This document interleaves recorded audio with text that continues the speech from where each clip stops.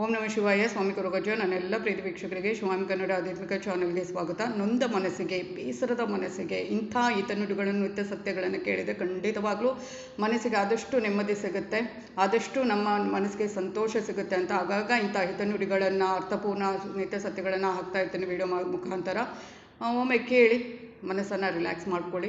ಹಾಗೆಯೇ ಅದಕ್ಕಿಂತ ಮುಂಚೆ ಚಾನಲ್ನ ನೋಡ್ತಾ ಇದ್ದರೆ ಇನ್ನೂ ಸಬ್ಸ್ಕ್ರೈಬ್ ಮಾಡಿದ್ರೆ ದಯವಿಟ್ಟು ಸಬ್ಸ್ಕ್ರೈಬ್ ಮಾಡೋದನ್ನು ಮರಿಬೇಡಿ. ಸಬ್ಸ್ಕ್ರಿಪ್ಷನ್ ಫ್ರೀ ಆಗಿರುತ್ತೆ. ಹಾಗೆಯೇ ಇಂಥ ವೀಡಿಯೋಗಳನ್ನೇನು ಮಾಡಬೇಕು, ಆದಷ್ಟು ಲೈಕ್ ಮಾಡೋದನ್ನು, ಆದಷ್ಟು ಶೇರ್ ಮಾಡೋದನ್ನು ಮರಿಬೇಡಿ. ಆಧ್ಯಾತ್ಮಿಕಕ್ಕೆ, ಜ್ಯೋತಿಷಕ್ಕೆ ಸಂಬಂಧಪಟ್ಟ ಉಪಯುಕ್ತ ಮಾಹಿತಿ ಇರುವಂಥ ವೀಡಿಯೋನ ಹಾಕ್ತಾ ಇದ್ದೀನಿ. ಬೆಲ್ ಐಕಾನ್ ಕ್ಲಿಕ್ ಮಾಡೋದನ್ನು ಮರಿಬೇಡಿ. ಆಗ ನನ್ನೆಲ್ಲ ವೀಡಿಯೋ ನೋಟಿಫಿಕೇಷನ್ಗೆ ಸಿಗುತ್ತೆ. ಬರೀ ಸಬ್ಸ್ಕ್ರೈಬ್ ಅಂತ ಓದ್ತಿದ್ರೆ ಖಂಡಿತವಾಗ್ಲೂ ಏನೂ ಸಿಗಲ್ಲ.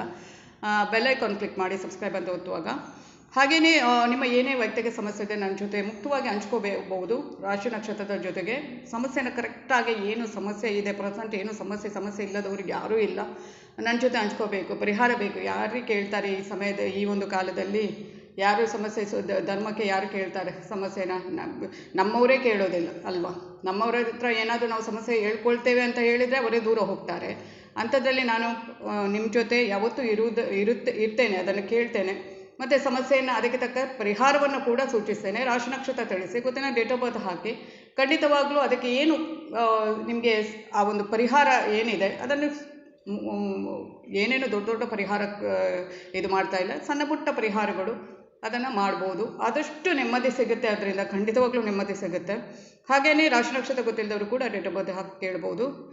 ಖಂಡಿತವಾಗ್ಲೂ ಅಂದರೆ ಸ್ವಲ್ಪ ಉತ್ತರ ಕೊಡುವ ಲೇಟ್ ಆಗ್ಬೋದು, ಸಮಯದ ಅಭಾವ ಇರೋದರಿಂದ. ಆದರೆ ಉತ್ತರ ಕೊಡ್ತೇನೆ. ನಿಮ್ಮ ಸಮಸ್ಯೆಯನ್ನು ನಾನು ನೋಡಿ ಅದಕ್ಕೆ ತಕ್ಕ ಸೂಕ್ತ ಸುಲಭ ಪರಿಹಾರವನ್ನು ನಾನು ಅಲ್ಲೇ ಸೂಚಿಸಿ ನಾನು ನಿಮ್ಮ ಜೊತೆ ಯಾವತ್ತಿರುತ್ತೆ. ನಾನು ನಂಬಿರುವ ಶಿವದೇವರ ಕೊರಗಜ್ಜ ದೈವದ ಆಶೀರ್ವಾದ ನನ್ನ ಎಲ್ಲ ಪ್ರೀತಿ ವೀಕ್ಷಕರ ಮೇಲೆ ಸದಾ ಇರುತ್ತೆ ಅಂತ ಹೇಳ್ತಾ ನೋಡೋಣ ಕೆಲವು ಅರ್ಥಪೂರ್ಣ ಹಿತನುಡಿ ಅಥವಾ ನಿತ್ಯ ಸತ್ಯಗಳನ್ನು.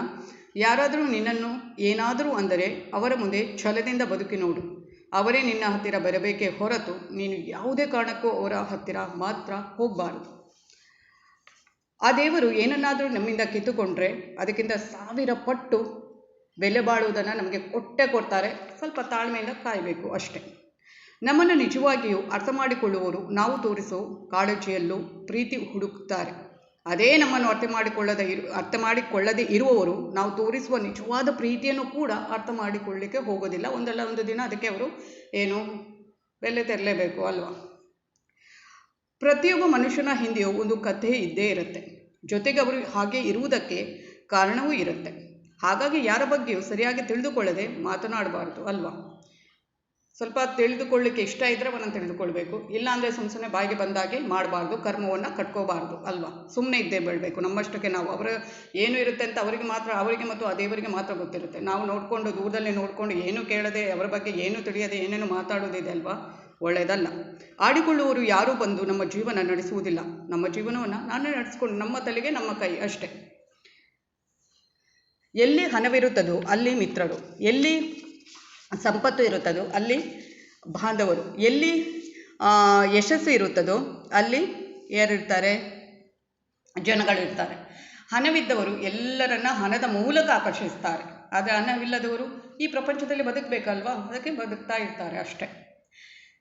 ಅದಕ್ಕೆ ನಾವಾಗೆ ಬದುಕುವುದು, ನಾನು ಪ್ರತಿ ಸಲ ಹೇಳೋದು ಒಂದೇ, ಅದರ ತಾತ್ಪರ್ಯ ಒಂದೇ, ನಾವಾಗೆ ಬದುಕುವುದೇ ಒಳ್ಳೆಯದು ಅಲ್ವಾ?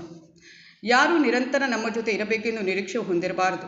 ಏಕೆಂದರೆ ಕತ್ತಲಾಗುತ್ತಿದ್ದಂತೆ ನಮ್ಮ ನೆರಳೇ ನಮ್ಮೊಂದಿಗೆ ಇರುವುದಿಲ್ಲ. ಮತ್ತು ಇನ್ನು ಬೇರೆಯವರು ಇರ್ತಾರೆ ಅನ್ನೋದು ಯಾವ ಗ್ಯಾರಂಟಿ? ಆಸೆ ಇಟ್ಕೋಬಾರ್ದು ಅಲ್ವಾ? ನಮಗೆ ನಾವೇ ಎಲ್ಲ ಅಂತ ಬದುಕಿದ್ರೇ ಜೀವನ, ನಿಜವಾದ ಜೀವನ. ನಿನ್ನನ್ನು ತಿರಸ್ಕರಿಸಿದವರಿಗೆ ಏನೂ ಹೇಳದೆ ಬಿಟ್ಟು ಬಿಡು. ಒಂದು ದಿನ ಸಮಯವೇ ನಿನ್ನನ್ನು ತಿರಸ್ಕರಿಸಿದವರಿಗೆ ತಿರುಗಿ ನೋಡುವಂತೆ ಮಾಡಿಬಿಡುತ್ತೆ ಅಲ್ವಾ? ತಿರಸ್ಕರಿಸೋರ ಮುಂದೆ ಅಂಗಲಾಶಕ್ಕೆ ಹೋಗಬೇಡಿ. ಅವರನ್ನು ಅವರಷ್ಟಕ್ಕೆ ಬಿಟ್ಟುಬಿಡಿ. ಸಮಯ ಅವರಿಗೆ ಗೊತ್ತು ಮಾಡುತ್ತೆ ನಮ್ಮ ಏನು ವ್ಯಕ್ತಿತ್ವ ಏನು, ನಮ್ಮದು ಏನು, ಅದು ಆ ಒಂದು ನಮ್ಮ ಬಳಿಗೆ ಅವರನ್ನೇ ಒಂದಲ್ಲ ಒಂದು ದಿನ ಆ ಸಮಯ ತಂದು ಬಿಡುತ್ತೆ. ಅದಕ್ಕೆ ಯಾರಿಗೂ ಉತ್ತರ ಕೊಡಲಿಕ್ಕೆ ಹೋಗಬೇಡಿ. ನಾನು ಹೇಳೋದು, ಯಾರು ನಮಗೆ ಏನೇ ಅನ್ಯಾಯ ಮಾಡಿದ್ರು ಅವರು ಕರ್ಮವನ್ನೇ ಕಟ್ಕೊಳ್ತಾರೆ ಹೊರತು ಅದರಿಂದ ಏನೂ ಅವರಿಗೆ ಒಳ್ಳೆಯದು, ಒಂದು ಕ್ಷಣಕ್ಕೆ ಅವರಿಗೆ ಒಂದು ಕ್ಷಣಿಕ ಒಂದು ಆನಂದ ಸಿಗಬಹುದು ಅಷ್ಟೇ. ಬಿಟ್ಟರೆ ಇನ್ನೇನಿಲ್ಲ. ಬರೀ ಕೆಟ್ಟ ಕರ್ಮಗಳನ್ನೇ ಅವರು ಏನು ಮಾಡ್ತಾರೆ? ಕಟ್ಕೊಳ್ತಾರೆ, ಅದನ್ನು ಅನುಭವಿಸ್ತಾರೆ ಅಷ್ಟೇ. ಅತಿಯಾಗಿ ಪ್ರೀತಿಸುವವರಿಗೆ ಸಿಗುವುದು ಏನು ಗೊತ್ತಾ?